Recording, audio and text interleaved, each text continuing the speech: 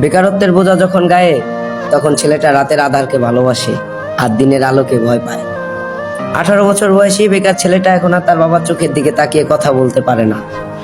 তাই তো দীর্ঘদিন একসাথে খাবারটাও খায় না। এক সময় স্বপ্ন দেখতো, আর এখন স্বপ্ন দেখায়। বাস্তবতা ধাক্কায় জীবন কতটা পরিবর্তন হয় একমাত্র 18 বছর বয়সী বেকার ছেলেটাই শিখায়। ঘরের বেকার ছেলেটা ঝোল হিসাবে বাবার শরীরে রক্ত পান করে, আর ভাত হিসাবে বাবার শরীরের মাংস চিবায়। হঠাৎ নিজের কাঁধে দায়িত্ব দেখে হতাশায় পড়ে যায়। বসন্তীকালে শারীরিক পরিবর্তন ঘটে, এটা বইয়ের মাধ্যমেই শেখা। তবে জীবন পরিবর্তনের কথা কেন বলা হয়নি? ব্যক্তিগত নিজেকে কেন বুঝতে হয়? কাকেই বা প্রশ্ন করি, কারো কাছে তার উত্তর নাই।